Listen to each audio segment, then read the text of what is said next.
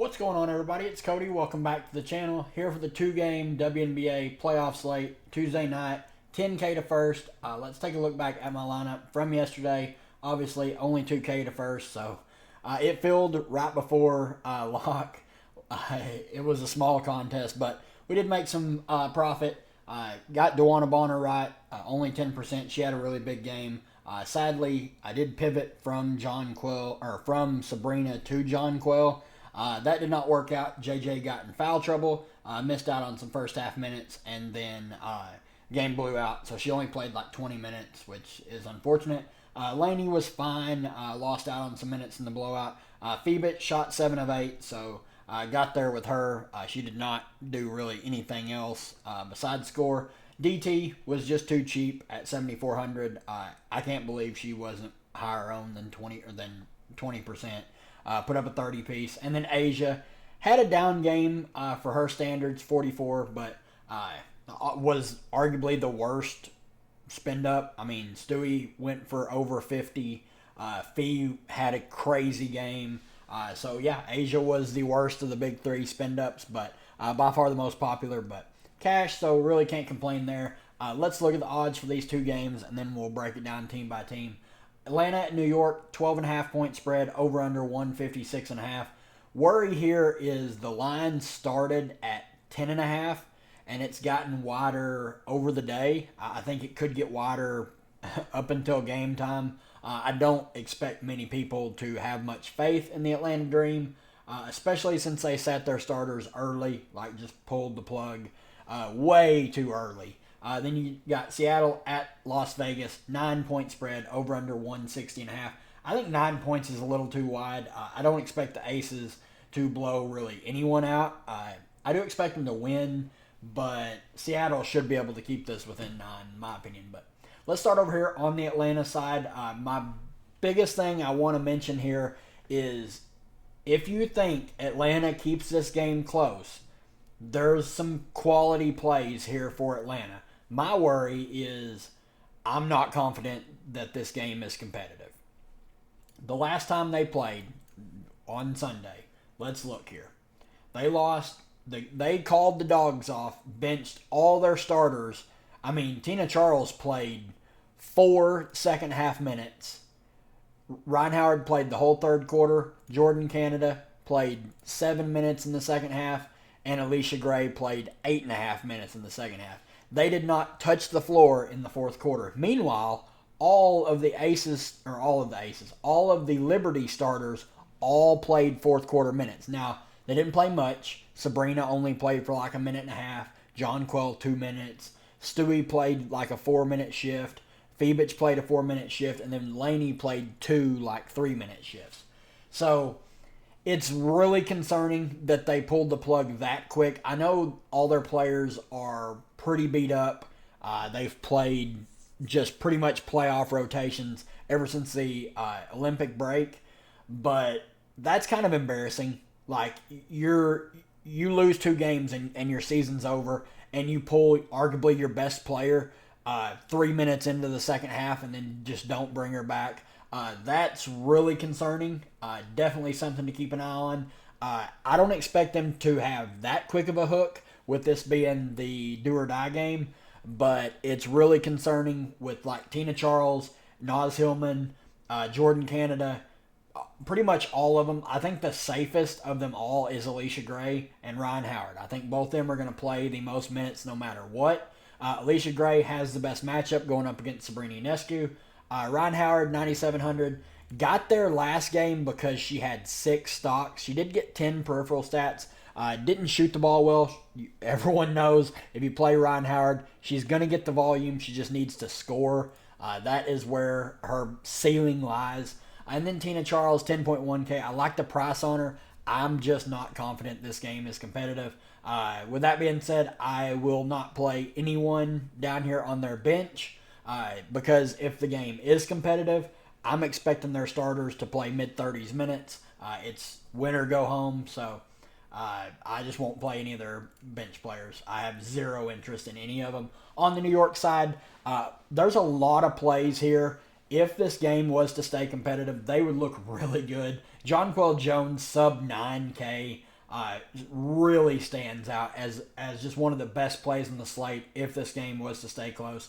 Sabrina Ionescu at 10K, assuming they continue with Fibic starting over Vandersloot. Sabrina would play the point. She would look really good. Her peripheral upside looks a little bit better. 10 peripheral stats here this last game in only 26 minutes. Obviously, we know the scoring upside's there. Brianna Stewart, she's going to have the highest usage on the team. She's by far their most consistent and best player overall. 11.5 isn't a bad price. On a 2-game slate, she's easily attainable. You can easily get to her on this slate if you want to play her and Asia, or if you want to play her over Asia if you think the game's competitive. I think that's something you can consider here on this slate. Banaja Laney, 6,900, and Leonie Fibic, 6,300. Both of them are in play. I'm not really considering Courtney Vandersloot coming off the bench. Moving on to the late game. This is the game that I think could just nuke off. I think this game is going to be super fast-paced. I think it's going to be really, really high-scoring. On the Seattle side, let's kick over here and look at these rotations. They practically just played their starters the entire game. Now, the big news is Ezi Magbagor. She was ruled out because of a concussion in Game 1. Will she play or not? If she does not play, Mercedes Russell looks really good, because we can look here. Mercedes Russell played 31 minutes with Ezi out.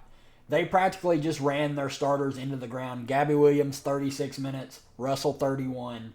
Skylar Diggins-Smith, 36. Nneka, 39. Then you had Horston here with 18, mostly because Joel Lloyd just did not have a good shooting game. She did not play very well. Only 25 minutes for her. I'm expecting 33 to 35 minutes from her. Now, if Ezi plays, I'm not expecting full run from her. I think she would split the 5 with Mercedes Russell. Probably just taking her completely out of play at her price point. If Ezi was to miss, Mercedes Russell is by far the best value play on the slate. 5K, her price went down from Sunday, and she played very well in 32 minutes. Skylar Diggins-Smith, 10.7K. I think she's fine. The price is getting up there, though. Like, she had a good game and shot 5 of 15, put up 12 peripheral stats, got some stocks. She has big upside. The price is just getting up there when Joel Lloyd is 1.4K cheaper. She shot 2 of 8. Obviously, the shots should go up as her minutes go up. She has a big ceiling at 9,300. Then Nneka Ogwumike is probably my favorite play here on Seattle at 10.2K. She practically played the entire game. Sat for like 30 seconds to end the first quarter, and that was it. Everything else she was out there for. Shot 6 of 17. She can get you some stocks. She's a good rebounder, good passer from the post. So big ceiling on a player like Nneka. And then you got Gabby Williams, 9,200. It's pretty gross to pay this price tag for her. Back when she first come in and we were getting her at like 6,400. But as you can see, she has really turned it on of late, especially they had some injuries, so that helped her get a little bit more usage. But 35, 30, 43, 31, can't really count this 27 here in limited minutes. Then she got 28 here against the Aces. Shot 6 of 15. She's going to stuff the stat sheet. 10 peripheral stats, 11, 10, 9, 12. She can get you some stock. She's one of the best defenders in the WNBA, so I think she's firmly in play at 9,200, especially if she's going to play big minutes. Everyone else, I have zero interest in. Do or die game for Seattle. I'm expecting their starters to just play practically the entire game once again. Then on the Aces side, the point guard is back. Chelsea Gray had her most complete game of the season, in my opinion. She played extremely well, both on the offensive and defensive end. 9 peripheral stats, 16 real-life points. This is where she's going to have to step up. She kind of reminds me of Travis Kelce. Kelce looked awful throughout the year last year, and then the playoffs rolled around, and he turned into 2015 Travis Kelce, running past everybody. Kind of feels like that with Chelsea Gray here. Like, she had a really rough season. She was coming back from injury, though. I did mention I thought she was washed, but I will happily eat crow. She looked very good against Seattle. I think 7,900 is a really solid price for her. Then you have Kelsey Plum, 8,500. She played 27 minutes, shot 1 of 8, and put up 6 fantasy points. You can take shots on her. I think if she has a good shooting game, she's going to be very, very low owned, and she will probably help you win $10,000. But she can absolutely sink your lineup by herself. So keep that in mind. Jackie Young, 8,800. She's a lot safer than Kelsey Plum. She's going to get the peripheral stats. She's going to play a little bit more than Plum will. Too, because Tiffany Hayes has been playing out of her mind lately. She's been an extremely efficient player of late, just racking up the steals. She's getting the peripheral stats, and she's scoring. 7,100 perfectly in play here. I think she plays low to mid-20s minutes. Alicia Clark probably right around 20 minutes. I think she's in play at 5,300. And then Asia Wilson at the top, 12.5K. If you have the salary, you obviously should play Asia Wilson. She started the game like 1 of 8 shooting. Ended up having a really good game after that start. Shot 9 of 21. 10 peripheral stats with 5 blocks, 21 real-life points. We all know the ceiling that Asia Wilson brings to the table. Best player in the league, and it wasn't really close this season. So if you have the salary and you think this New York game blows out, you absolutely have to play Asia Wilson, in my opinion. But that's going to do it on this 2-game slate. Let's kick it over here to Underdog real quick. These are my rankings. Haven't dropped these in a while on a video. They are in the Discord for everyone in there that wants to use them. As you guys can see, I am not projecting New York Atlanta game to stay competitive. I think that game is really going to teeter on blowout territory.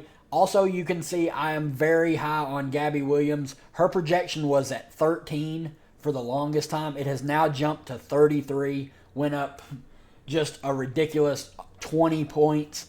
Let's see. You guys can pause the video and upload these projections if you want them.